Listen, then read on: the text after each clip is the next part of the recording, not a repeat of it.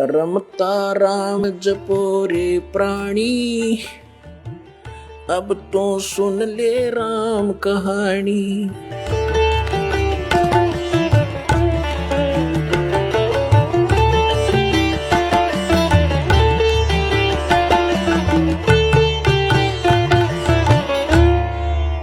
तो पुण्यात्माओं,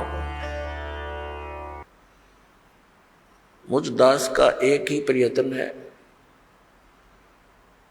कि जनता आज शिक्षित है, श्रद्धालु सब अक्षर ज्ञान युक्त है, हमारे सद्ग्रंथ हमारे पास उपलब्ध हैं और हम आसानी से निर्णय कर सकते हैं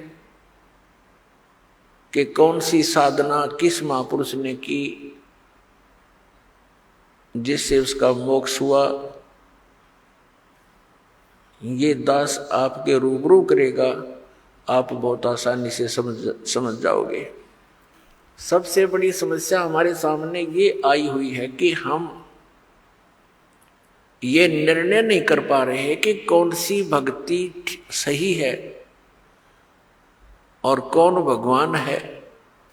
ये निर्णय हुआ और मोक्ष, क्योंकि फिर तो वो क्रियाएं जो दास बताएगा, सदग्रंथों में प्रमाण दिखाएगा और जिन महापुरुषों ने साधना की उनके वो अमृत वचन दिखाएगा, तो आपको आसानी से प्रमाणित हो जाएगा, विश्वास हो जाएगा। फिर तो भक्ति करनी ही करनी शेष है और वो इतनी आसान है।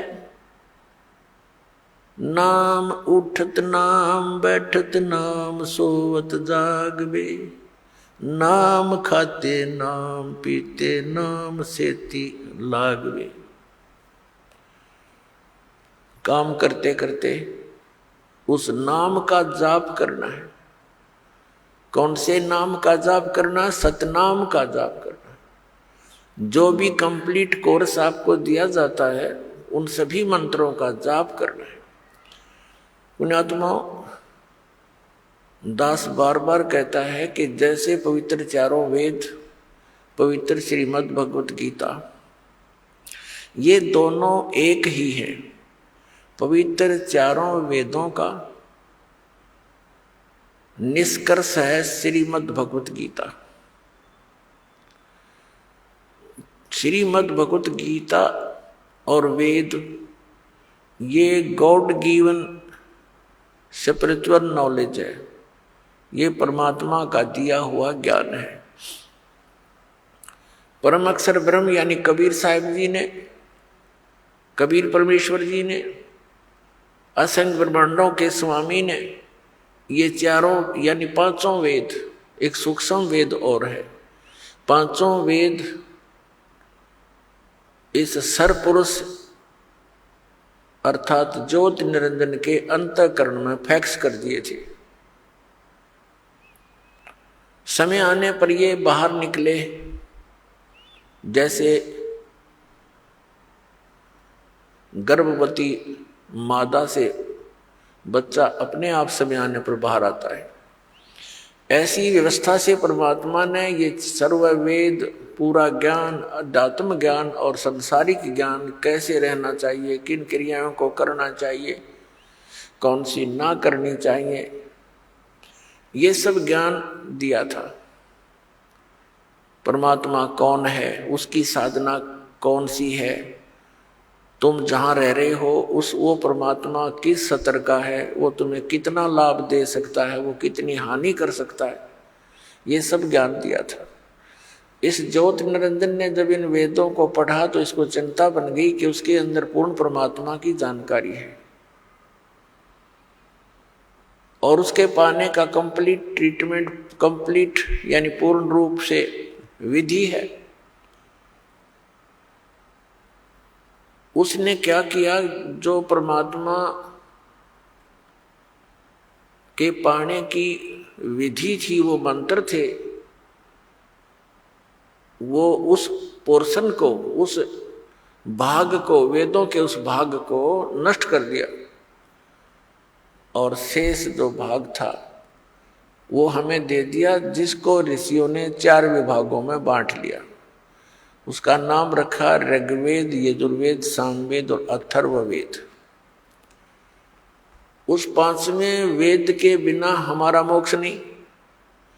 इन वेदों में वर्णित विधि से, 4 वेदों में वर्णित विधि से, श्रीमद् भगवत गीता में वर्णित विधि से केवल ब्रह्म तक की प्राप्ति होती है, ब्रह्म लोक तक जाया जाता है। यहाँ की ये अंतिम उपलब्धि है। गीता जी अध्याय नंबर 8 के श्लोक नंबर 16 में लिखा है कि ब्रह्मलोक पर्यंत, ब्रह्मलोक में तक जितने भी लोक हैं वहां गए हुए प्राणी पुनर्वर्ती में हैं, वहां गए हुए भी फिर लौटकर पृथ्वी पर आते हैं।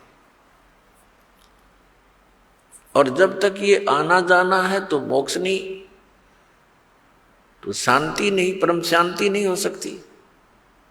अब जैसे ये चारों वेद इस ब्रह्म ने, सरपुरुष ने अपने पुत्र ब्रह्मा को दिए। ब्रह्मा जी ने इनको जैसा जाना समझा उसी का ज्ञान आगे अपने वंशजों को, अपने पुत्र प्रपौत्रों को दिया।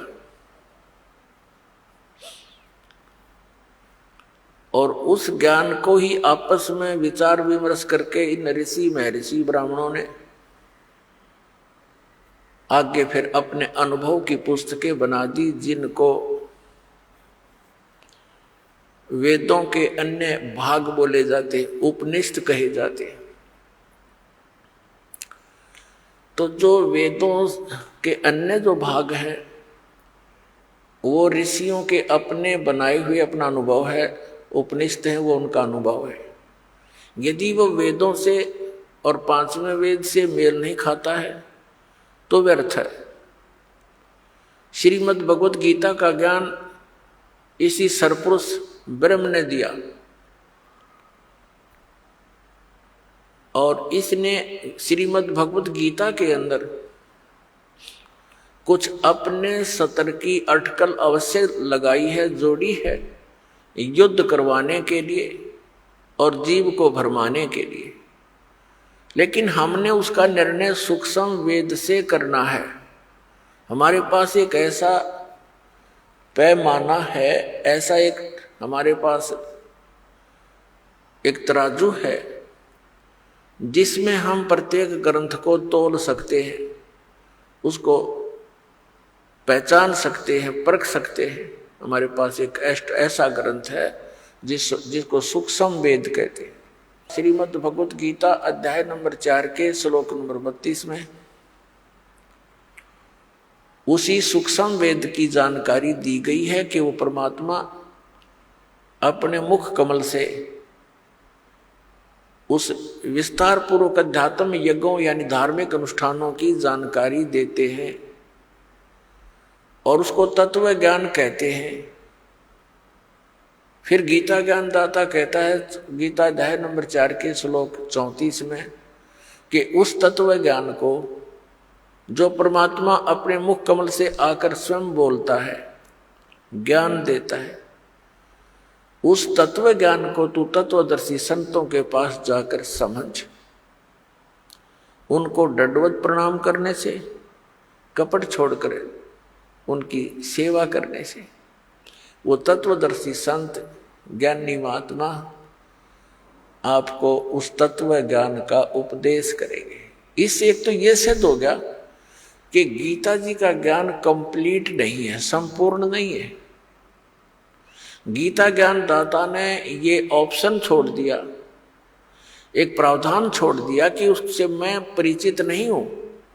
जो परमात्मा अपने मुख से आकर बोलता है वो ज्ञान, वो सच्चिदानंद घन ब्रह्म की वाणी है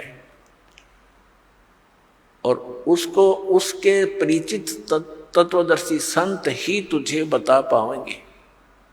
उनसे पूछो। तो दास जो कहना चाह रहा है कि ये जो पवित्र चारों वेद, पवित्र श्रीमद् भगवत गीता, इनका ज्ञान गलत नहीं, लेकिन ये कंप्लीट कोर्स नहीं, इनमें कंप्लीट स्पिरिचुअल नॉलेज नहीं, संपूर्ण अध्यात्म ज्ञान नहीं है। और संपूर्ण बिना फिर पूर्ण मोक्ष कैसे होगा?